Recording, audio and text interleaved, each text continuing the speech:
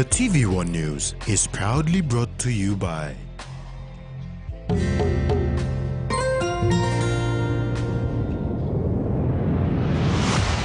BSP, our bank, our people.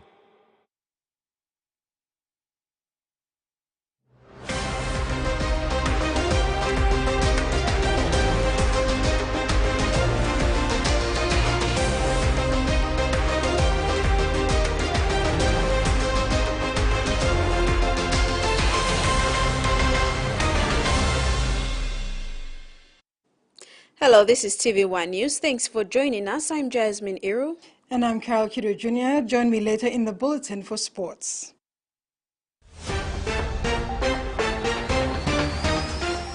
In this edition, final reverence for Sir Rabi, hydropower for NCD and Central, and winning start for Civic Pride.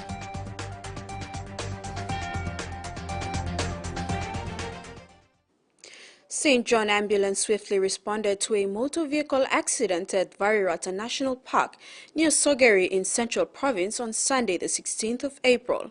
The accident involved students and staff of the University of Papua New Guinea who were on a school excursion. St. John reported a 111 call for an ambulance that was received at 12:28 p.m. According to the call, the vehicle, a coaster bus, has run off the road and overturned, resulting in multiple casualties. After the call was registered, 2 ambulances were dispatched from the St. John Ambulance, Varirata base at 12:34 p.m. 4 ambulance officers attended to 9 casualties and transported them to the Pacific International Hospital. No fatalities were reported. On the 16th of April 2023 was the official house cry of Sir Rabi Langanai Namaliu, the former 4th Prime Minister of Papua New Guinea. People from all walks of life came to pay their respects and to the great leader and statesman. The casket of late senior statesman Sir Rabi Namaliu traveled to his home for the last time on April 13.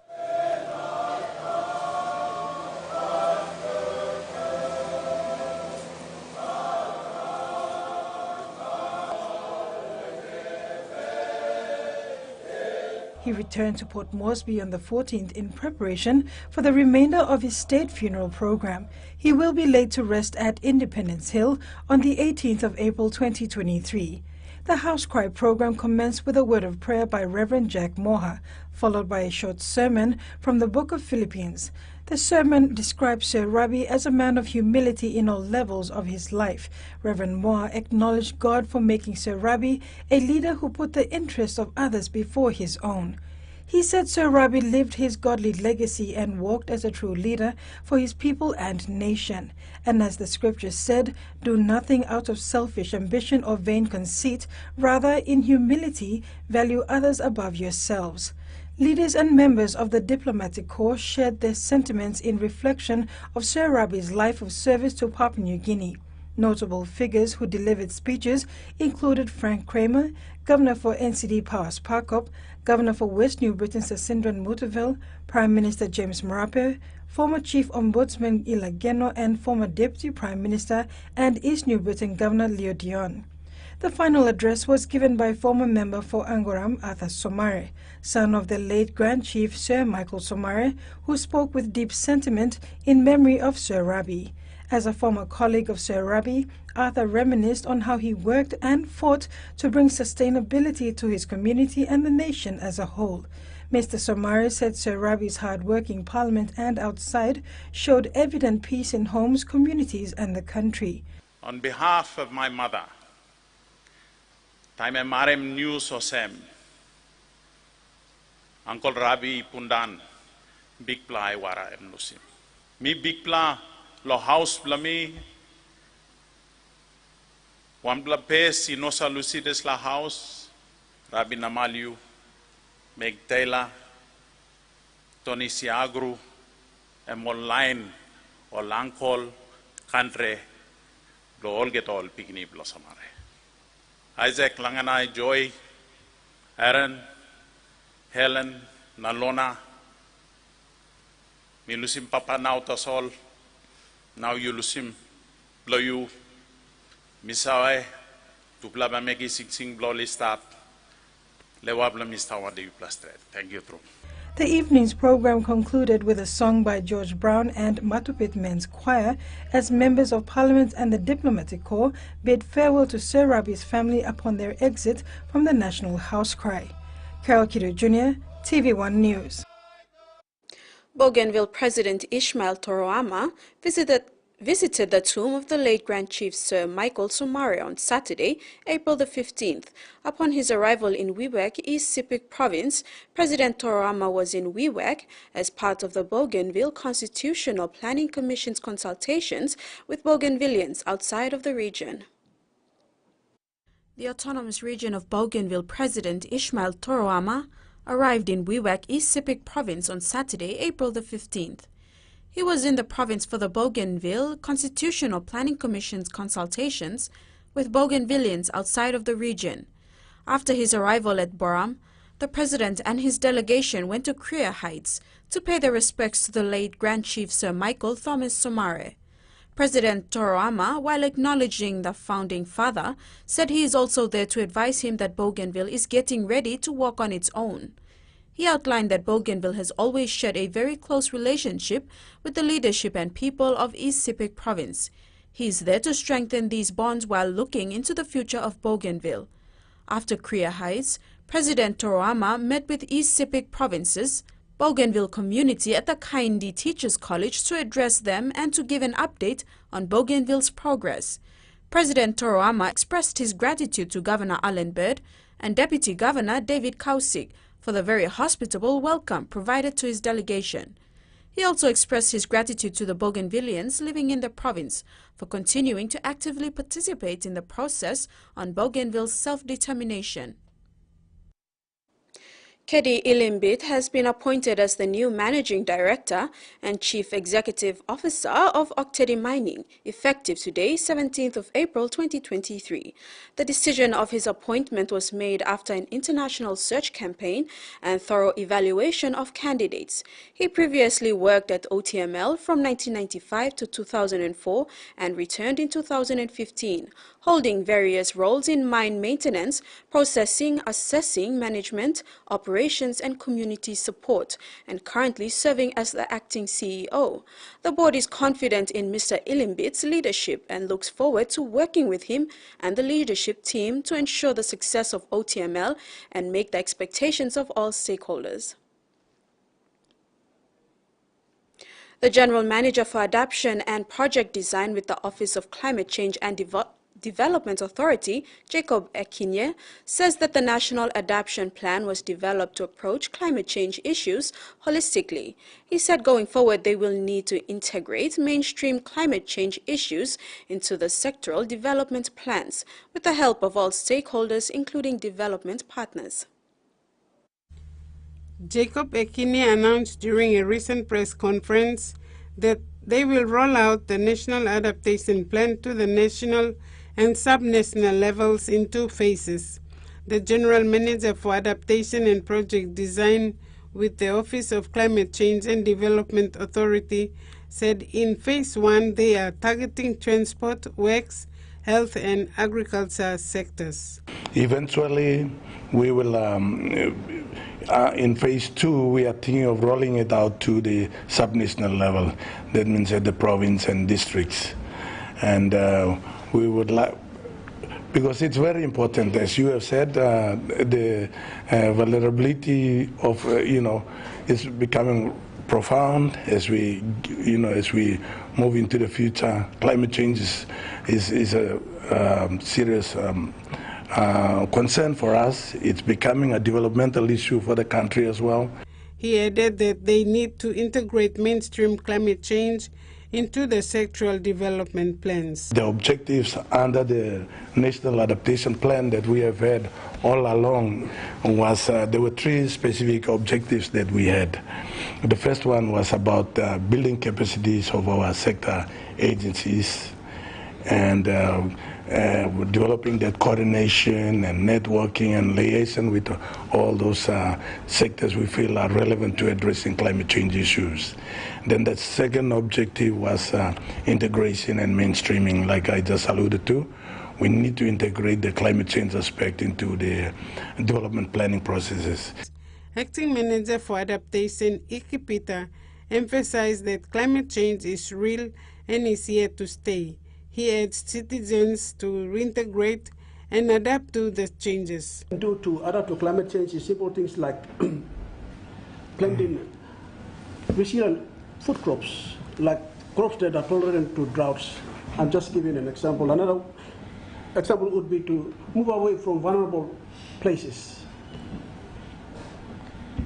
We had a national level, we have developed a national adaptation plan, and we are able to do what we can do, but it's up to the people now to try to realize that climate change is real and try to adapt. General Manager Ekini acknowledged support from development partners, especially UNDP. Frida Kana, TV1 News. The Australia-funded Leadership Foundation has brought together 20 emerging leaders from various law and justice agencies and focused on the role of leadership in addressing anti-corruption. The panel discussion highlighted the importance of anti-corruption practices, critically analyzing real-world scenarios and providing information and strategies of identifying corruption and how to overcome it. It also focused on anti-corruption transparency, good governance, traditional laws and culture, and the challenges faced by the country in upholding its constitution. The panel included Chief Justice Sir Gibbs Salika, Board Director of PNG Richard Kasman, Dame Carol Kidu, Interim Chairman of ICAC Thomas Elu, and Wilson Onea, Acting Director of Financial Analysis and Supervision Unit with the Bank of PNG. The Leadership Foundation's program has so far had 39 participants. Provincial health representatives will gather this week to validate key national documents to improve implementation of WASH in healthcare facilities across the country. Representatives from 22 provincial health authorities and other health representatives from the government and civil society will meet from the 18th to the 20th of April in Mount Hagen, Western Highlands Province. Representatives of provincial health authorities across the country will meet in Mount Hagen, Western Highlands this week to review draft national standards and guidelines for water and sanitation hygiene in healthcare facilities. They will do a roadmap for the rollout as well as a preceding situational analysis, which are expected to contribute to improved, inclusive and resilient WASH in healthcare facilities across the country. National Department of Health developed the documents supported by WaterAid PNG through the Water for Women PNG Consortium under the PNG Australia Partnership, co-funded by the World Health Organization. Validated documents will be submitted to the National Health Secretary for approval and signing. The documents will contribute towards improving systems and access to water and sanitation hygiene for an estimated 85,000 people who visit the 4,500 plus healthcare facilities across the country. Frida Kana, TV1 News. You're watching TV1 News. Stay tuned for more when we return.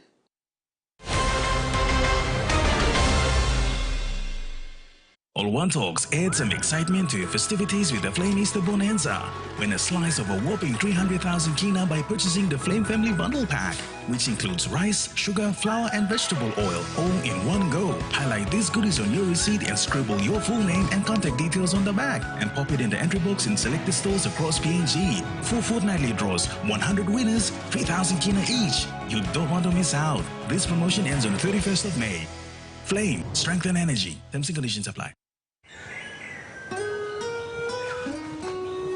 From the rich soils of the highlands, the finest coffee has been grown by generations of Papua New Guineans. Expertly blended and roasted with over 80 years of experience, making the finest cup of Nescafe New Guinea blend. PNG's own coffee. Open nets.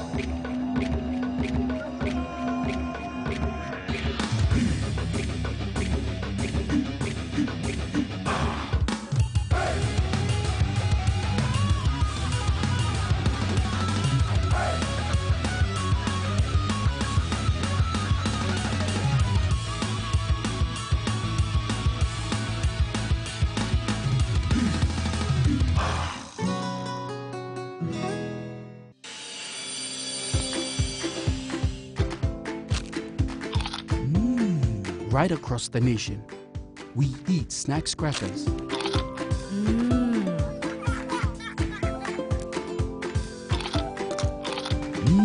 Emi trupla. All get a young planalapun, only like him snacks crackers. Only make him here, no PNG, one-time lay biscuit company. It's crunchy and tasty. It's irresistible. He says the best Hunters players come from his region. So does she. But there's one thing that brings everyone together. SB Laga, Bunyamyumi. Osimhen and Mark, this time it's in. And Napoli have the lead. Denied by Trump.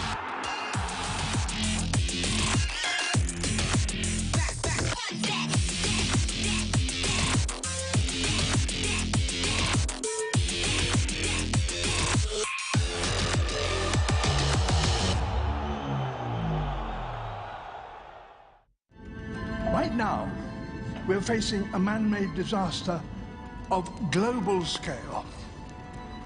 Our greatest threat in thousands of years, climate change. If we don't take action, the collapse of our civilizations and the extinction of much of the natural world is on the horizon.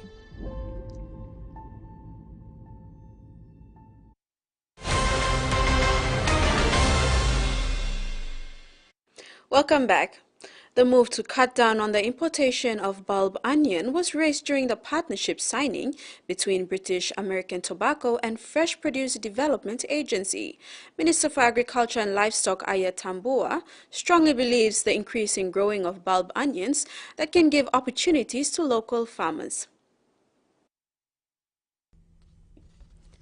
Going forward, Minister for Agriculture and Livestock Aya Tambua wants local farmers to have more opportunity in the country if it means banning the importation of bulb onions.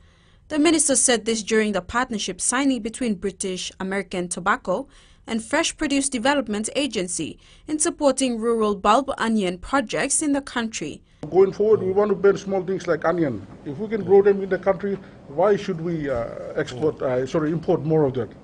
So after 2-3 years, if this product gets off the road, we might cut 50% of importation of onions. So we give more opportunity to our local farmers who are underground, to local mothers who are underground, so that they can earn more money in their pocket.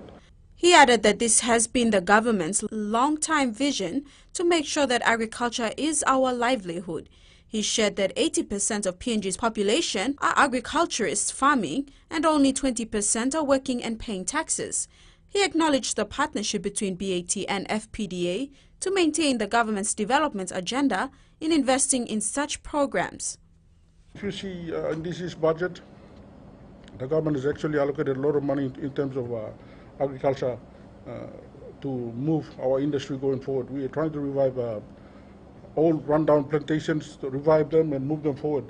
But one area that we did not really focus on, and which I appreciate again, BAT for coming, is the space of oriculture. I also want to encourage other corporate organizations to follow the lead of what BAT is doing, especially other sectors in the oil and gas sector, the mining sector, to put more money in agriculture. Don't put more money in law and order, but put more money in agriculture. That way you'll solve law and order at the same time. The 5-year Integrated Development Plan for Talasia District, launched recently in Kimbe by Prime Minister James Marape. He has presented the district the opportunity in making use of the strengths and opportunities to drive the development agenda forward. MP for Talasia Freddie Kumai made these remarks during the launch at the Sasi Mutuvel Stadium last Thursday. With the team Take Back PNG and make it the first rich Christian nations locally in our own ways, efforts and ingenuity, the Talasia District 5-year development plan's objective is to promote a more inclusive and sustainable growth by using its resources and unique strategic assets, which is the driving vision of Marape Rosso government under the leadership of Prime Minister James Marape. Talasia MP Freddie Kumai said the development plan is important as they can adapt to the rest of PNG. Furthermore, Mr. Kumai said the plan is simple but with a lot of thought put into it.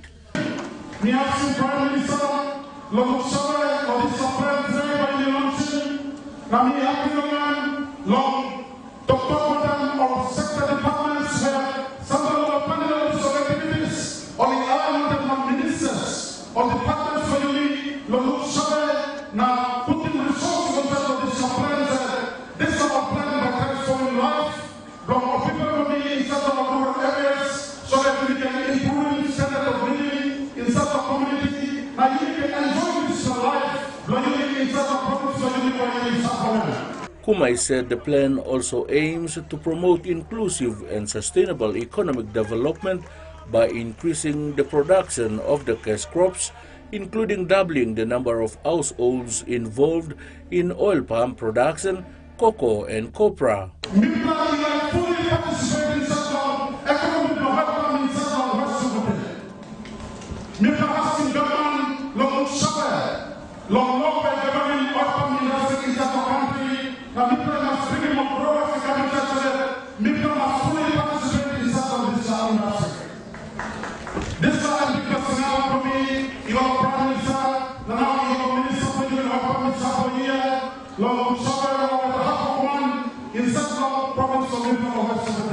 Promoting small-medium enterprises is also one of the key priority areas captured in the plan. Freddie Mo, TVWAN News. Meantime, Prime Minister James Marape, in concluding his address, urged the people of Talasia Nakanai and Kandrian Gloucester to work with their leaders and develop the province.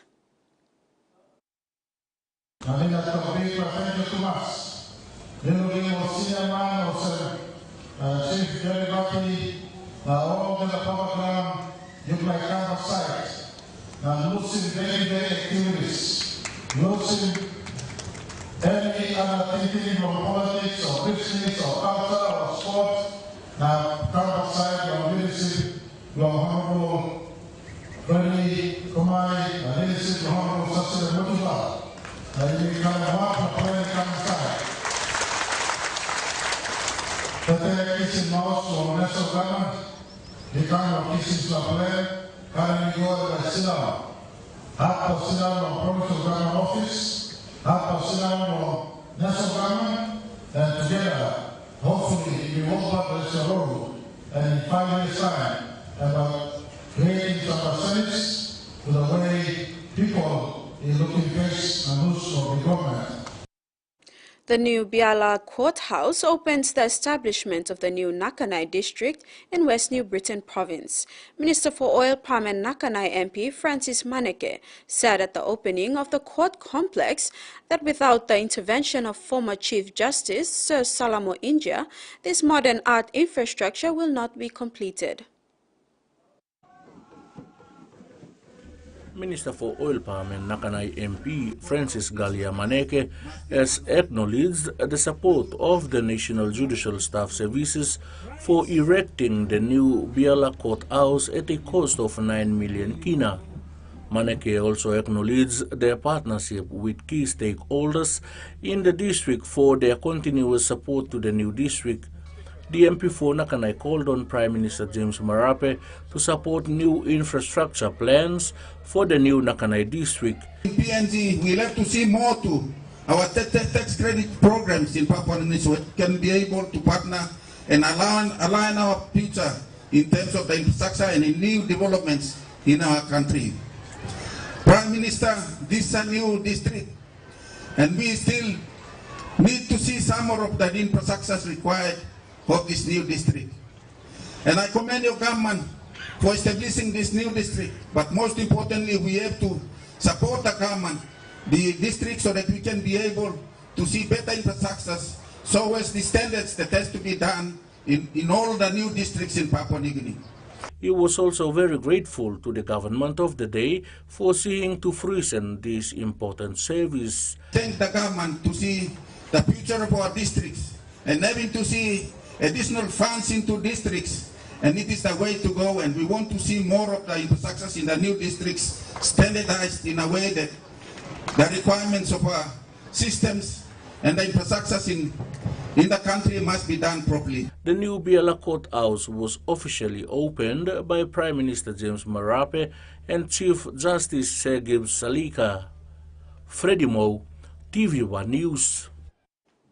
For the third time, Santos has supported the 7th season of the Men of Honor Awards with 25,000 kina.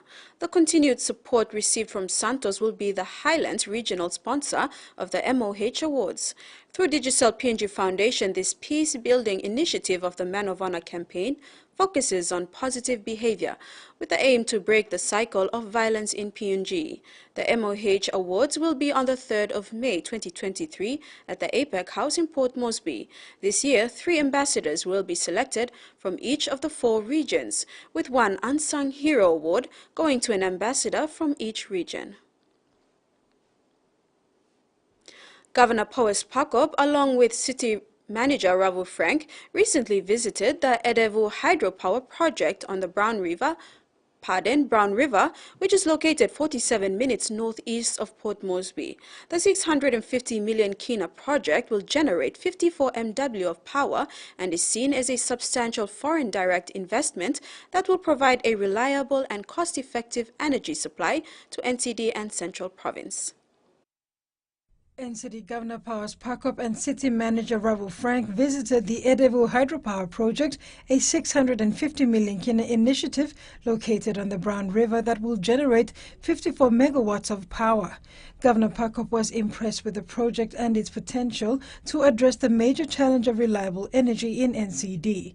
The governor highlighted that the Edevu hydropower project will provide efficient energy supply, which is essential for the economic growth of Port Moresby. He emphasized that the city needs a reliable, cheap and constant power supply for both domestic and industrial needs. The project is expected to go online in June of this year.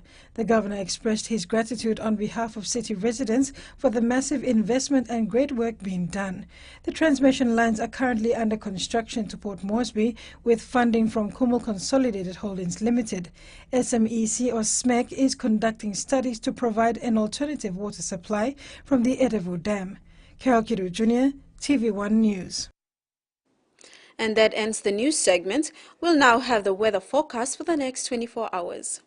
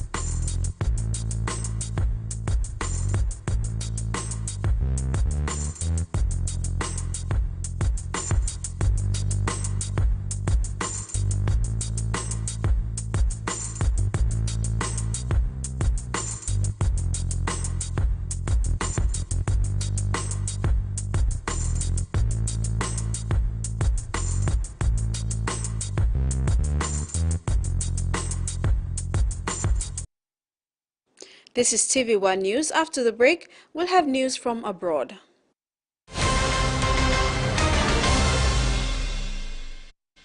Whether we're playing sport, exercising for fitness, being active for work or play, just having some fun, or just chilling, there is one name we can count on that we know will keep us going strong. Skell rice. Healthy, nutritious, delicious medium grain rice full of vitamins and minerals. Skell helps us maintain a healthy, active lifestyle so we can enjoy every day. Skell rice.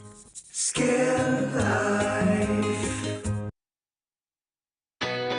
A true champion is measured by their courage, their determination, and their passion to never give up and to always keep trying.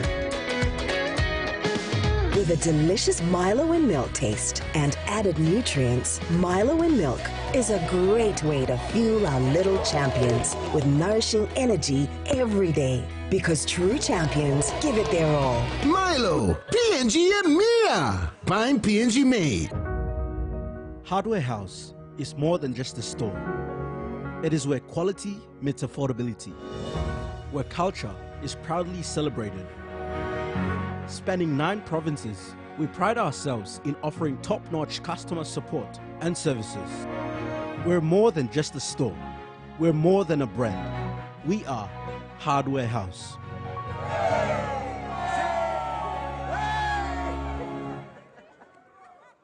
You got that smile, oh, it lightens up the street for a mile. 'Cause being down doesn't suit your style. Hold your head up, 'cause love will keep hope going strong. And then smile, it's a given when everything seems lost. Don't try.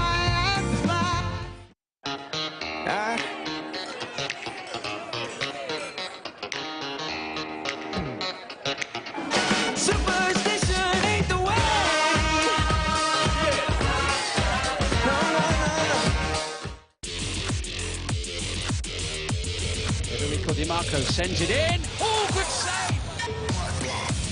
Ball rolled in to Çalhanoğlu. Here's Lukaku. Oh, and Martinez so close. Maya. Oh, he's let David Neres in, and he shows no mercy.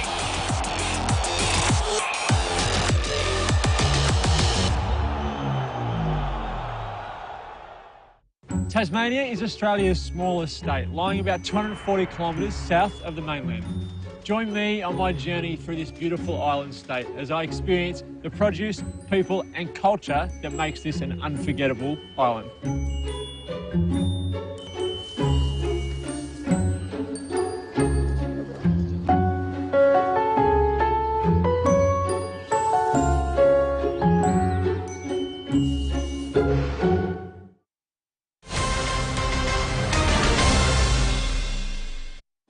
And we're back.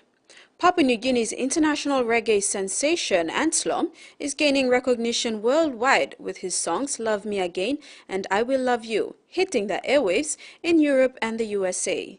He has been described as the most underrated reggae artist by music promoter in Europe. He was named Artist of the Year on Galaxy 107 FM radio in New Zealand and performed at the International Indie Music Festival in Kerala, India. Recently, he was nominated for 7 International Singer-Songwriters Association awards, including International Male Vocalist of the Year and International Male Songwriter of the Year. Fans can vote for him on the ISSA website until April the 30th, 2023. New research has found children who've experienced violence at home are getting more support and information online than in schools. We often hear about violent crime. He was jailed for abusing the newborn. He pleaded guilty to using a semi-automatic rifle. Not so much about the violence before the crime. He suffered a traumatic childhood, witnessing severe violence to his mother. His father was described as a violent alcoholic. Intergenerational violence is when a person who's experienced violence as a child becomes violent as an adult. University of South Australia researchers have been examining what helps those young people reject violence. Growing up, violence was to Kelly Carter-Bell what hugs are to most of us.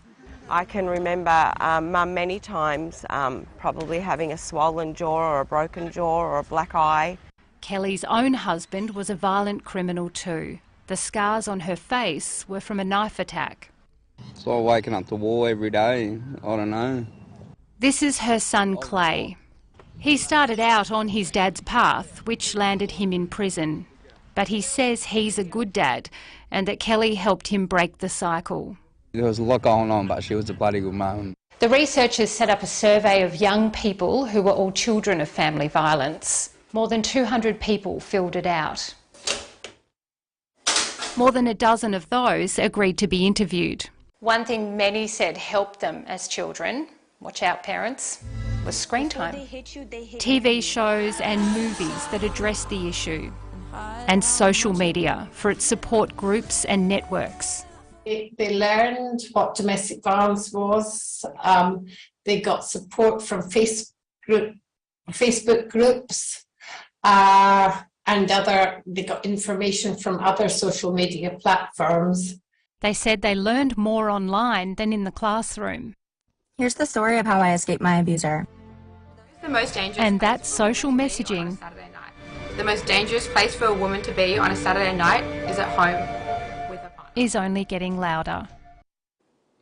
Palau's permanent mission to the United Nations advocated for the moratorium on deep-sea mining, saying there is insufficient scientific information to ensure protect of the marine environment. Representatives of the UN representative of Palau attended the 28th session of the International Seabed Authority in Jamaica, where they urged other nations to stop any attempt of deep-sea mining. Charles Reclai Mitchell, counselor of the Palau UN mission, in his remarks said nations should resist any attempts of deep-sea mining to go ahead with the risky action at the expense of the environment. The ISA is set to accept applications for industrial-scale deep-sea mining in the Pacific waters in July. In an interview with the ABC, Palau President Surangel Whips Jr. said deep-sea mining should be suspended until at least 2030. In the Northern Territory, there are concerns the costs of rent could force people to move out of expensive centres. Arisha and her husband live in Darwin with their infant daughter. She's studying a master's in teaching and works in childcare. And while it's an area they enjoy, finding appropriate and affordable housing can be a struggle. It was really a challenge to us at that time to find a reasonable, good place. The family moved into the home on a lease break, but when the contract ended, the rent nearly doubled. They were able to remain in their home after securing a subsidy through a program for key workers. It was around $450 maximum. So we were paying at that time around $200 per week, and it was really a challenge at that time to us. We didn't have any option. We tried so many options. They're not alone. A new report reveals essential workers in Darwin are spending between 46% and 64% of their income on rent, giving some a difficult choice to make. We're seeing more and more people saying, look, I can't afford to stay here anymore, and wanting to move interstate. For those doing it tough, rental assistance services are essential and help Arisha and her family get by. Everyone should have something like that, because I know as a student, I have a couple of friends here who are struggling with high rent. With calls to expand this financial help. There should be, otherwise I don't think they can survive. The federal government says it hopes to boost the supply of housing across the country, including plans to build 30,000 new social and affordable homes, 10,000 of those for frontline workers. And service providers say support can't come soon enough. Whether it's the territory government or the federal government, we need investment in affordable housing now. Not in 5 years' time, not in 10 years' time, but now. An ongoing issue impacting people across the country. The Cook Islands Parliament has repealed provisions in its Crime Act that criminalized homosexuality. The Crime Sexual Offences Amendment Bill 2023 aimed to decriminalize homosexuality that was presented to Parliament and went through second and third reading before being passed into law on Friday, April the 17th, 2023. This bill amends the Crimes Act 1969, which states men can be jailed for 5 years for engaging in what's dubbed indecent acts with other men and people hosting these acts in their premises under Section 159 face up to 10 years jail. Prime Minister Mark Brown told Parliament this amendment brings into the 21st century laws which were passed nearly 60 years ago and removes legal language that is no longer appropriate in this day and age. Brown said it is the government's role to protect the people and their rights. There were strong views that the changes contravene God's law. And that ends the news segment. After the break, we'll join Carol with sports news.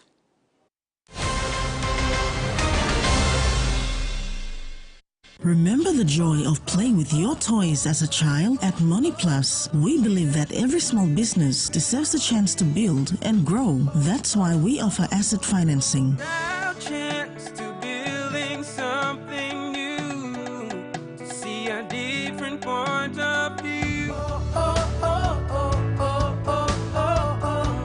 With Money Plus we're ready to go. Mipla halivim wari belong you.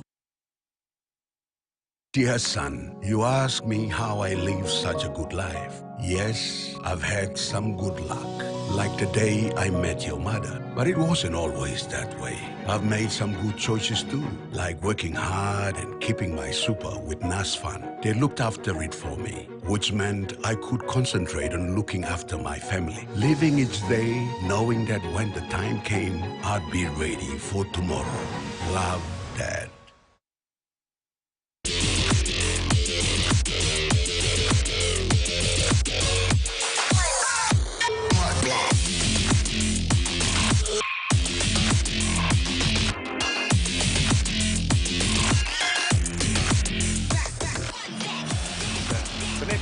Oh, what a right to reply there.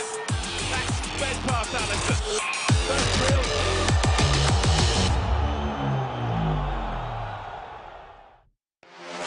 Super Rugby Pacific. The pride of the Pacific Islands on display.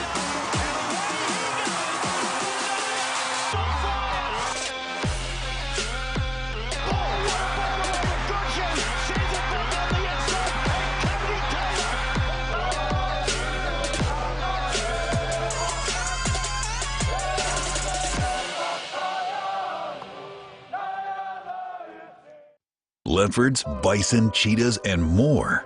Ideally, all of these animals roaming freely would paint a beautiful picture. However, human progress won't allow that. The next best thing is to give them value. Join Dan Cabela as he sets out on an international journey of discovery within the world of conservation. There is no one-size-fits-all solution, and science is the best hope to find answers for their survival. Hard Truths of Conservation, streaming now on Outdoor.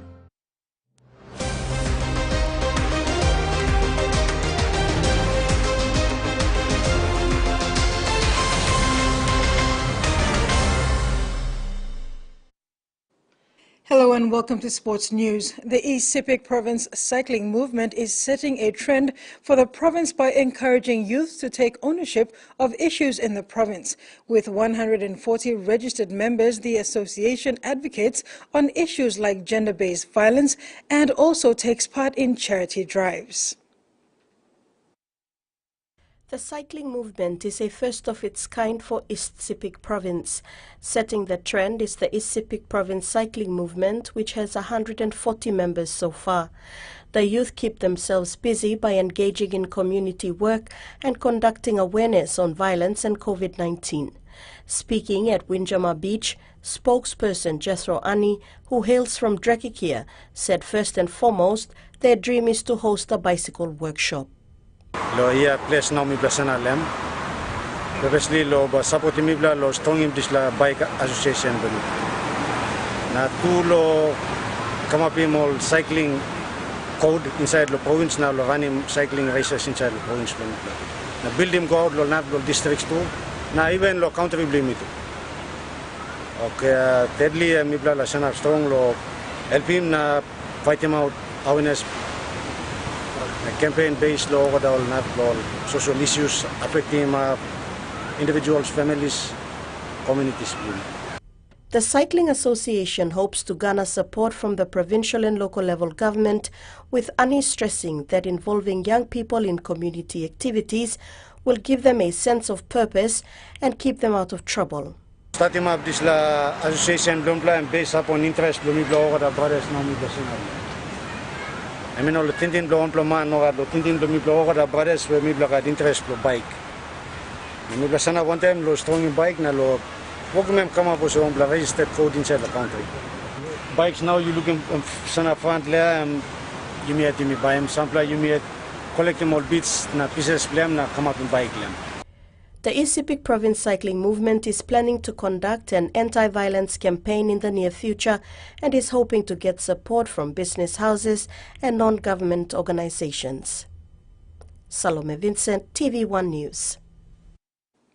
3 unanswered tries in the final quarter of the second half was all it took to hand new franchise EMK Sepik Pride their first taste of victory, 14 points to 8 over PRK Gulf ISO in their maiden season at the PNG National Rugby League level.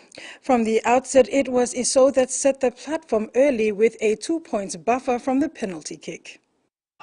Tagged as the king of the north, they promised so much and delivered a stunning outcome to silence their critics while getting their maiden season campaign on a winning note. Sepik Pride fairy tale victory literally broke the hearts of the Gulf ISO, who showed their dominance for majority of the contest. From a penalty kick, ISO took an early lead 2-0 at halftime. Second half intensity and pace of the game continued, with both teams showing a lot of resilience and intent in their attacking sets, while defense was brutal, with a number of players on both sides getting cautioned by the match referee. A deadly hit on Pride's gun center Joe Frank the Tank by ISO number 6 Justin Yoka spilled the bin inside ISO's 20. Yoka on counteract scooped up the loose ball to give center Eliakim Lukara a free run to the line to take an 8-0 lead. Sepik Pride captain, the courageous former Guria and PNG Hunters Maestro Wartovo Puara Jr. kept calm, cool and collected, rallying his troops around the park to stay in the fight. Puara combined well with his young halves Dixon Namea and Peter Pakali to control play. A deft kick at the back of a good attacking set into ISO's right corner was chased through by centre Frank, catching ISO off guard to score, bringing the house down and putting his name in the history book, scoring Pride's try to trail 4-8. With 7 minutes to go, another wave of attack towards ISO line paid dividend when fullback Roy Ellison set up outside centre Elijah Iwa for their second try to draw 8-all. A well-placed bomb by Pakali into the opposition's 20 caught fullback Gabby Taune and winger Kenny Laho in a friendly fire after both went up to contest for the ball. Pride speed machine John Paul picked up the spill and scooted away to score, giving new franchise from the north, the EMK Sepik Pride, a maiden victory 14-8 at full time. Salome Vincent, TV1 Sports. The opening round of the 2023 Digital ExxonMobil Cup got off on the right footing for Foundation Club Moniplus NCDC Port Moresby Vipers after shooting down traditional arch-rival Wampna Mount Hagen Eagles 30 points to 10 at the Santos National Football Stadium. The match was the prelude to the main draw card between PRK Gulf ISO and new franchise EMK Sepik Pride on Sunday. A very challenging speech by NCD Governor and patron of the Port Moresby Vipers, Powers Parkop, at the club's season launch on Wednesday night seemed to have done the trick. Vipers met old arch-rival club Mount Hagen Eagles in round 1 of the renamed Digital ExxonMobil Cup on Sunday and beat them. After playing second fiddle to old and new franchise clubs over the past decade, the Vipers seem to have recruited big on the off-season, which was evident against the Eagles on Sunday. Marquee players include Eden Egebi, Leon Undupia, Gilmore Paul, Super George, Julius Yakopa, Charles Sul, Niki Hasu, Melix Minis, and Philemon Kimisive. After allowing Eagles to hit the lead early in the contest, Vipers eventually got into their groove halfway through first half, showing their class and experience to keep the Eagles on the back foot for the balance of the game. Gabi, as expected, proved to be a handful with evasive footwork and speed. In the forwards, skipper Pedro Guenes, Stanton Albert, Maya Clark and Super George gained big meters with every carry into the opposition's territory. Vipers' new halves combo Nick Hasu and Joel Gena took control play through the middle and guided the team well around the park. Eagles showed glimpses of what they can do with the ball, but incomplete sets and ill discipline let them down. George set the pace of the game, scoring a double. He was awarded man of the match. Coach Joe Sipa was impressed with the outcome, but said it's a work in progress with new combinations. Salome Vincent, TV1 Sports. And that ends the news tonight. Over to you, Jazz. Thank you, Carol. Before we go, remember to apply the following simple measures to prevent the transmission of the coronavirus. Regularly wash your hands with soap and water, cough or sneeze into your elbow, and exercise social distancing. If you are feeling sick, please stay at home. You can also call the COVID-19 hotline number for more information or assistance. Pleasant viewing. Bye for now.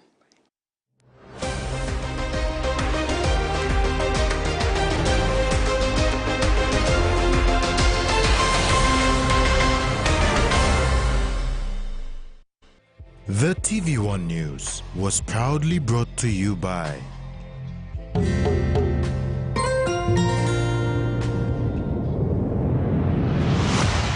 BSP, our bank, our people.